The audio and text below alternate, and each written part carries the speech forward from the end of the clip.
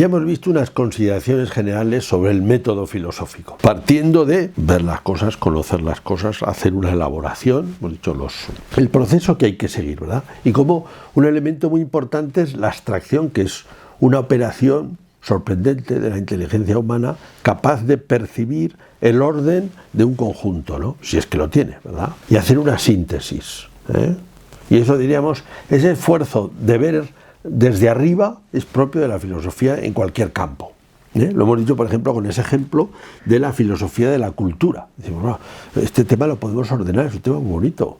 ¿Qué es la cultura? ¿Qué elementos tiene? ¿Cómo se mueve? ¿Qué papel juegan ahí los pueblos, por ejemplo, las distintas naciones? ¿Qué papel la literatura?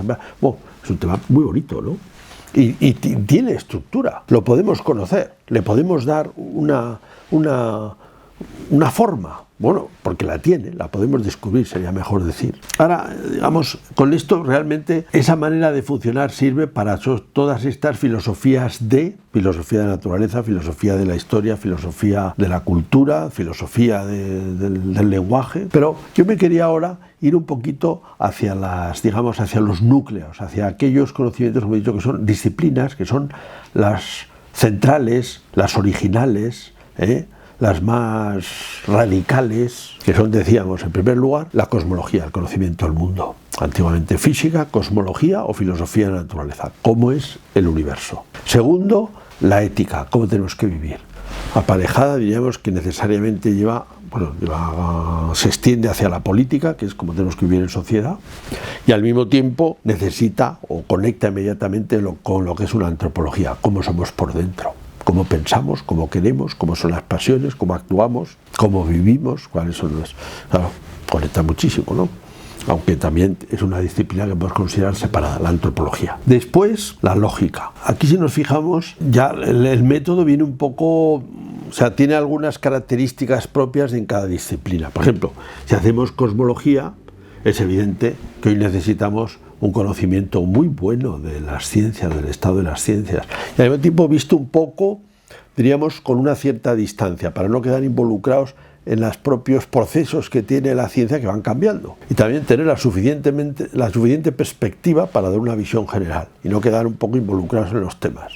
Pero es evidente, por ejemplo, que tantas observaciones de la ciencia moderna tienen rango filosófico, decir que todo está hecho de lo mismo, toda la materia tiene rango filosófico, decir que toda la vida ha evolucionado tiene rango filosófico, porque es una afirmación universal.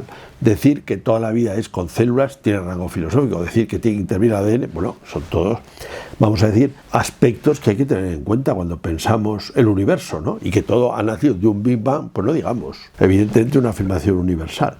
Al mismo tiempo, cualquiera que tiene un poco de experiencia ve que es útil también lo que se ha pensado en la historia. Quizá cosas menores no, pero claro, uno se acerca a la física de Aristóteles y dice, bueno, el cambio. Bueno, lo del cambio, que dio origen, por cierto, al nombre de los elementos, ya Empédocles y compañía, ¿verdad? Los presocráticos ya hablan de los elementos porque percibían que en este mundo que cambia tiene que haber una especie de materia estable y otra materia que cambia. Bueno, eso todavía es verdad. Y más todavía lo que decía Aristóteles de materia y forma, pero ahora no podemos entrar en eso. Cuando toca hablar de filosofía de la naturaleza, dices, materia y forma es genial, es una descripción general de la realidad, digamos, utilísima, pues nos ayuda también la historia. Ahora tenemos que tener en cuenta los conocimientos actuales para tener una visión del mundo. Muy bien, eso es la cosmología, que tiene características propias, digamos, de método. La ética todavía tiene características más singulares, porque aquí no estamos hablando de lo que es, sino de lo que debe ser. La ética es de cómo debe ser, cómo debemos obrar. No simplemente cómo obramos, la descripción de cómo obramos, no. La descripción de cómo debemos obrar, aunque en parte también se saca de cuando juzgamos lo que obramos. ¿Cómo debemos obrar? Cuando hemos obrado bien, cuando hemos obrado mal. ¿Cómo tenemos experiencia de haber obrado bien y de haber obrado mal? Y hay una experiencia histórica de esto, que la tienen ¿quiénes? Los más nobles. Por eso, ya lo decía también Aristóteles, claro, la ética no es una cuestión de la mayoría de opiniones, porque a veces la mayoría no es muy noble o no es muy ética, es demasiado, se preocupa demasiado de ganar dinero o de sobrevivir a veces solo gente muy ejemplar es ética en los momentos duros. Por eso hay que aprender de los mejores. Eso también le da a la ética, vamos a decir, un método un poco especial. y mucho más teniendo en cuenta los distintos aspectos que tiene. Decimos, aquí es más difícil hacer esa especie de abstracción directa. Bueno, el tema requiere mucha reflexión y luego conecta con la política, que también tiene aspectos propios. Quizá todavía mucha más de experiencia, porque muchas cosas de lo que sabemos de cómo son las cosas y de cómo funcionan. La política al final depende, por un lado, del respeto a la dignidad de las personas y después, efectivamente, eso cómo se consigue. Que convivan. Para eso necesitamos también experiencia de lo que ha pasado, para saber cómo podemos funcionar bien, dignamente, como personas en sociedad también. Ha habido muchísima ilustración, muchos autores importantes, sobre todo a partir del siglo XVII y XVIII, aparte, digamos, de las consideraciones antiguas, que son muy bonitas también. Pero vamos, un tratamiento de la política necesita realmente mucha cultura, mucha experiencia histórica también. Eso es muy importante. Muy bien. Después la antropología. Aquí estamos en un campo completamente distinto, porque la antropología trata de los fenómenos interiores, sobre todo, del ser humano. ¿Y eso cómo los vamos a tratar? Pues sobre todo observándolos. No se pueden observar como se observan los fenómenos de la naturaleza, los fenómenos atmosféricos, o cómo se observa qué pasa con los minerales, porque la interioridad del ser humano no se puede tratar así. Solo observamos un poco por introspección y también por cómo actúa la gente. Pero realmente conócete a ti mismo. Aquí está esto planteado de una manera enorme, ¿no? Y la antropología tiene un método que en gran parte no le va muy bien. Luego hablaremos de lo que es la fenomenología. Estamos simplemente apuntando a estas grandes áreas de la filosofía y cómo tienen un método que hay que ajustarlo. Junto con ese método hemos dicho de abstracción, de ordenación, de análisis y síntesis, ¿verdad? Pero en cada disciplina es un poco distinto. Después la lógica, hemos dicho la cosmología, la ética, la antropología, la lógica, las disciplinas clásicas. Claro, aquí es especialmente difícil porque es el pensamiento pensando sobre el pensamiento. Por un lado, hay que reconocer bien cuáles son los fenómenos importantes que están aquí en juego, ¿no? Y después, cómo es la estructura lógica del pensamiento, qué es lógico, qué es razonar bien, qué es la verdad. Esto necesita una reflexión, diríamos, muy cuidadosa. Y además, decíamos, tiene la complejidad de que esto se añade la intervención del lenguaje, a su vez un universo interesantísimo, pero también muy difícil de abordar bien, de una manera sintética, segura. De hecho, es un tema bastante complejo, muy complejo, ¿eh? O sea, una buena filosofía del lenguaje comprensible, ordenada, muy difícil, pero sin embargo muy importante. Y luego tendríamos también todas las cuestiones de antropología del conocimiento, etcétera, que aquí también intervienen. Pues esto sería, digamos, un poquito de aplicación del método o algunas cuestiones del método con las grandes disciplinas filosóficas, que es un poquito distinto en cada caso. Ahora nos vamos a hablar un poquito de métodos propuestos en el siglo XX, del cual todavía vivimos, en gran parte, ¿no? Habíamos hablado en el inicio de las clases como Comte, refiriéndonos a ese libro de Javier Zubiri, precioso, 5 lecciones de filosofía, cómo Comte había puesto una objeción a la filosofía desde un punto de vista, vamos a decir, de lo que serían las ciencias positivas. Las ciencias positivas dan saberes seguros, la filosofía no. ¿Por qué? Porque la metafísica no es positiva, no parte del datos positivos. Y además él estaba viendo en ese momento pues todas las teorías, vamos a decir, idealistas y tal, todas las grandes especulaciones filosóficas, a veces como tremendas y que pretendían de alguna manera englobar todo el mundo de una manera y que podía parecer para un señor que tuviera una mentalidad científica un poco ridícula incluso, ¿no? Entonces hay una especie de contraste ahí, va la filosofía, gente que dice cosas distintas, cada uno es lo que se ocurre y que ve el mundo desde su despacho, ¿no? Hay que mirar la realidad, como han hecho las ciencias. Bueno, dijimos que esta objeción, que en parte es comprensible y es aceptable, ¿verdad? En otra parte no, porque se han hecho tantas cosas buenas que no se puede derribar todo eso de un plumazo, ¿no? Pero dices, claro, efectivamente hay que partir de la observación, hay que partir de los datos, hay que partir del conocimiento, parte del suelo, ¿no? Vamos a decir, ¿no? Y eso hay que aceptarlo. Dijimos que también había habido una reacción en ese sentido, por un lado de Bergson, que es una figura un poco aislada, pero con una influencia muy grande en el pensamiento francés y especialmente en el pensamiento cristiano también, de aquella época, que es una época preciosa, a partir de los años 30 en Francia, interesantísima. Estamos conmemorando el centenario de todo esto, ¿verdad? Y hemos aprendido muchísimo y cosas valiosísimas. Y él sobre todo pensaba que es propio, la filosofía tiene un método propio de intuición, precisamente porque capta esta abstracción, esta síntesis, que de otra manera no se capta, ¿verdad? Esa intuición propia de la filosofía, que él desarrollaba más y que la ponía de manifiesto en lo que él trabajaba.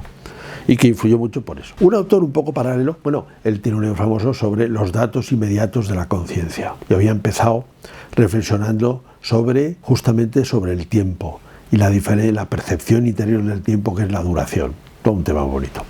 Bueno, es bastante paralelo, pero diríamos influye como más sistemáticamente Husserl, que es en Gotinga. Cuando él está en Gotinga tiene un conjunto de discípulos, los primeros que tiene, y con los cuales él les transmite lo que es el método fenomenológico. Estos primeros discípulos se llaman Círculo de Gotinga, y que ellos lo formulan diciendo, ¿de qué se trata? Husserl decía muchas veces, hay que ir a las cosas mismas, hay que partir de las cosas, especialmente de las vivencias, de los fenómenos, es decir, de lo que nosotros reconocemos en nuestra conciencia, que experimentamos.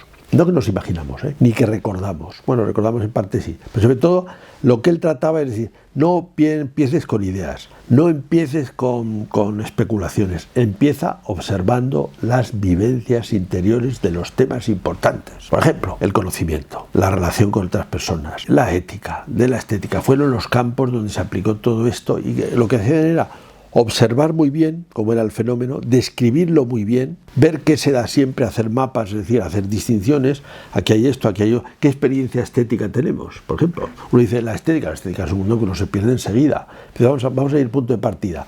¿Qué vivencia, cómo es la vivencia estética? Descríbela bien. ¿Por qué se produce? ¿Cómo es la vivencia moral? Descríbela bien. ¿Cómo se produce?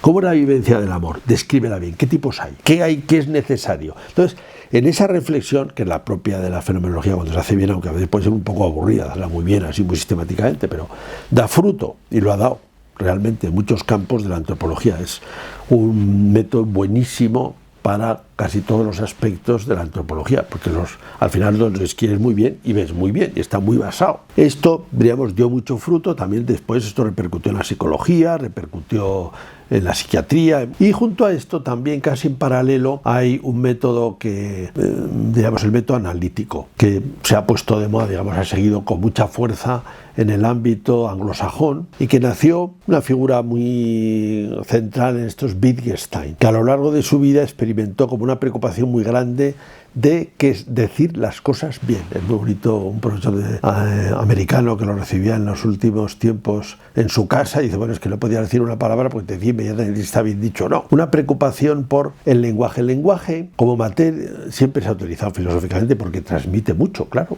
transmite muchísimo. ¿Qué son las cosas? Nos viene con el lenguaje, ¿verdad? Y cómo se han dicho, cómo se expresan, qué distinciones se hacen, y también qué se puede decir y qué no. Esto se fijaba mucho. Bueno, esto dio lugar, digamos, a dos ámbitos de influencia. Hay mucha gente en todo esto, y luego no constituye una especie de unidad muy grande, y además con el transcurso del tiempo mucho menos. Pero en fin, en el ámbito por un lado de Cambridge, donde él estuvo, ¿verdad?, con Bertrand Russell, con Moore, la filosofía analítica, y luego en el ámbito de lo que se llama el Círculo de Viena, que tuvieron Carnap y compañía, que quisieron hacer un lenguaje que fuera positivo y que fuera exacto, y se encontraron que no había manera. También para establecer unas relaciones exactas entre las cosas. Fueron como unos primeros avances de esto que es la filosofía analítica. Después ha seguido en esta línea que es mucha atención a qué se puede decir, cómo se puede defender, cómo se puede estar seguro que es verdadero, siempre dentro del ámbito lingüístico. Ha ido un poquito evolucionando, de tal manera que hay muchas corrientes y muchas expresiones. Está muy relacionado, digamos, con una lógica muy rigurosa, a veces también con una lógica matemática, y ha dado también frutos. A veces puede tener el aspecto, lo mismo que la fenomenología podría tener el aspecto de ser muy complicada y demasiado árida, porque se explica demasiado. Aquí a veces se hace un poquito seca, vamos a decir, ¿no? Pero bueno, ha aportado también, y son métodos en vigor. Con todo, no olvidemos que el gran método de la filosofía es una buena experiencia suficientemente grande, una buena abstracción, un buen análisis, una buena síntesis, una atención a la historia, pero a la historia juzgada, a la historia pensada, a la historia donde queremos llegar a la verdad, no recogiendo tópicos sin ton ni son, ¿no? Claro, uno puede decir, ¿por qué hay tantas posturas filosóficas? Pues porque la verdad es difícil, y la realidad es difícil, aunque si uno lo hace con cuidado, ve que hay más unidad de la que parece. y que se pueden tomar cosas de muchos sitios. Incluso siempre me remito a un libro que me gustó tanto de un dominico Sartillans, La vida intelectual, que decía: cuando se hace filosofía es más importante sumar que dividir. O sea, dividir es importante para saber en qué dice distinto de esto. Distinguir es importante, pero después es importante sumar, porque tiene algo, ya lo decían los escolásticos, hay que conseguir recoger la parte de verdad que tienen todos, juzgándolo bien. Y eso hay que hacerlo con mucho cuidado, y así se aprende mucho, y de hecho se ha aprendido mucho en todos los campos de la filosofía, y por eso, aunque pueda haber mucha variedad, hay también mucha sabiduría, y de esa tenemos que participar.